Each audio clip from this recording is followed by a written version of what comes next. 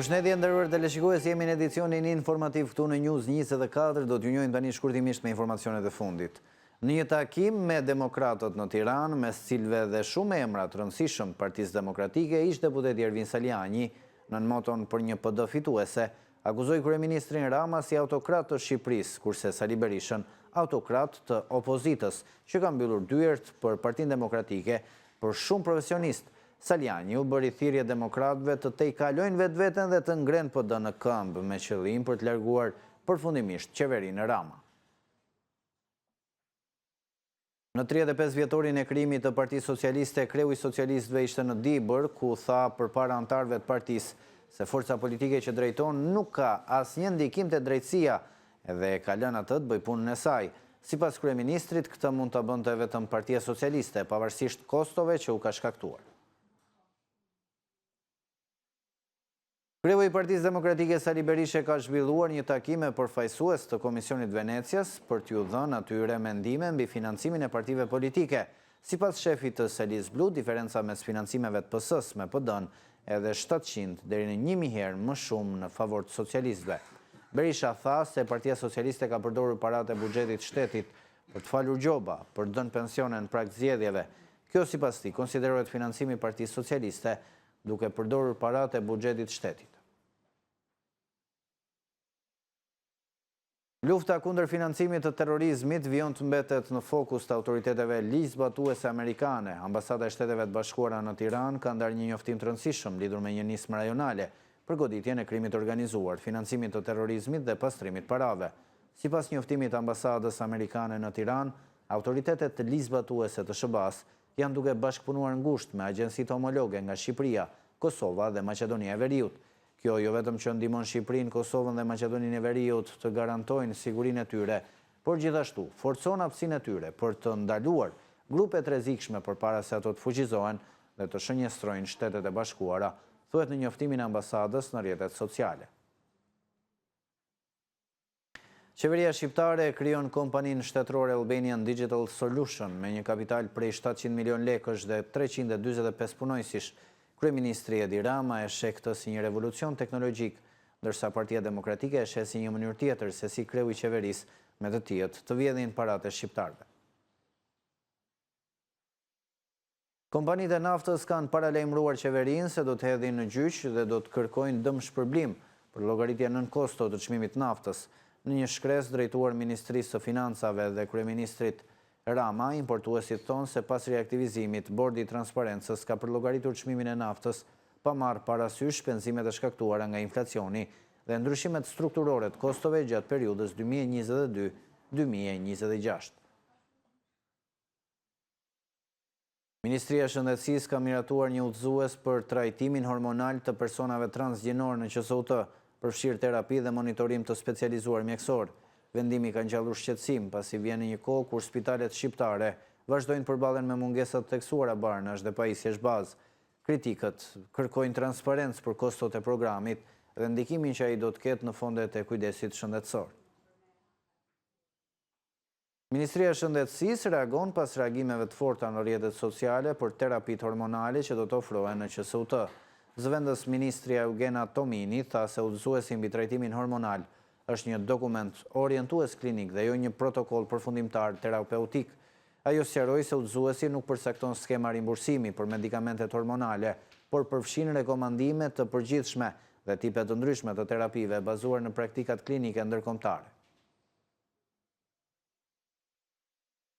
SPAK ka dërguar për gjykim 3 ish efektivët e policisë Serdit Haziza i Shkëlzen Ruska dhe Ervis Alisinana, i të akuzuar për kultivim e trafik droge në kuadër të një grupi të strukturuar kriminal nga Shqipëria drejt Greqisë në vitet 2019-2021 që drejtohej nga Kristi Qerici dhe Eldiana Lushi. Sipas SPAK, 3 ish punonjësit e policisë dyshohet se kanë ndihmuar aktivitetin kriminal duke dhënë informacione dhe garanci për grupet. Përmes një investigimi, emisioni Veting në News 24 ka ngritur shqetësimin për mënyrën se si funksionojnë administratat tatimore, duke e vënë theksin tek emërimet me procedurat paqarta apo në mungesë të transparencës. Veting ju referohet raporteve ndërkombëtare apo edhe të institucioneve vendase që kanë evidentuar se bizneset përballen me mungesë transparence, presion administrativ dhe penalitetet pa drejta. Inspektoriati Kombëtar i Mbrojtjes së Territorit gjobiti me vetëm 1 milion lek kompaninë Gjikuria për depozitimin e inerteve në dhërmi, megjithse aktiviteti kryej pa leje për katëse mjedisore. Shuma e ulët e penalitetit flet për selektivitet dhe krijon perceptimin se në rastet caktuara shteti zgjedh të tregojë tolerancë. Në një zonë me rëndësi të lartë turistike dhe mjedisore, masa duket më shumë simbolike se sa parandaluese. Pak ditë para nisjes së provimeve të maturës shtetërore, Ministri e Arsimit Mirela Kumbaro përmes një konference për shtyp u ka bërë apel nxënësve që të respektojnë rregullat ose ndryshe do të penalizohen. Kumbaro u ndal edhe tek projekti Pas shkolle, për cilin tha se është dyfishuar pagesa për orë të çdo mësuesi që angazhohet në këtë projekt. Sezoni patates në fshatin Orman të Malishit po shoqërohet me humbje të mëdha për fermerët, të cilët ngren shqetësimin për dëmtimin masiv të prodhimit. Ata thonë se problematika lidhet me cilësinë e farës së përdorur për mbjellje, ndërsa dëmet në disa parcela arrin deri në 80% të sipërfaqes së kultivuar.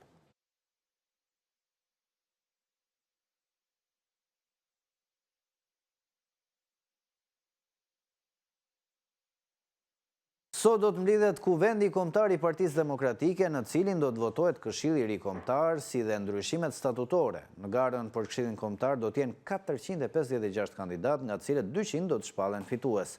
Sa i takon ndryshimeve statutore, ato lidhen me fuqizimin e diasporës shqiptare dhe përfaqësimin real politik të saj.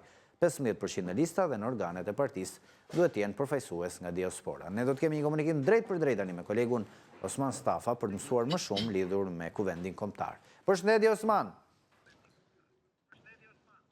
Përshëndetje Klevi, dita e sotme është një ditë e forumit të kuvendit kombëtar të Partisë Demokratike, një takim i rëndësishëm, mbledhje e rëndësishme, paçka se do të zgjidhet një prej forumeve më kyç të kësaj force politike, siç është Këshilli Kombëtar, nga 456 antar, 200 do të jenë fituesit dhe që do të përbëjnë atë që konsiderohet si Këshilli Kombëtar, i cili më pas do të zgjedh edhe nënkryetaret e Partisë Demokratike me shumë mundësi javën tjetër, apo edhe kryesinë e partisë, sikundër edhe sekretarin e përgjithshëm apo sekretariatet e Partisë Demokratike. Dita e sotme do të përqendrohet, pra siç e thash, në një votim që do të zhvillohet këtu tek Pallati i Kongreseve, dhe nga ku antarët dhe delegatët e kuvendit kombëtar do të zgjedhin Këshillin Kombëtar, sikundër nga ana tjetër pritet të votohen edhe ndryshime statutore dhe ato më të rëndësishmet janë 8 që ne kemi arritur pra të sigurojmë, siç është fuqizimi i diasporës shqiptare dhe përfaqësimi i saj real politik, 15% në lista dhe në organet e partisë duhet të jenë përfaqësues nga diaspora. Pika e dytë që është një pikë tjetër e cila pritet të votohet është fuqizimi i rolit të grave dhe vajzave në parti, duke rritur përfaqësimin e tyre nga 30 në 40%, ngritja e komisionit të seleksionimit të kandidaturave për deputet dhe kryetar bashkie, si struktura autonome nga organet drejtuese të partisë përpara realizimit procesit primareve.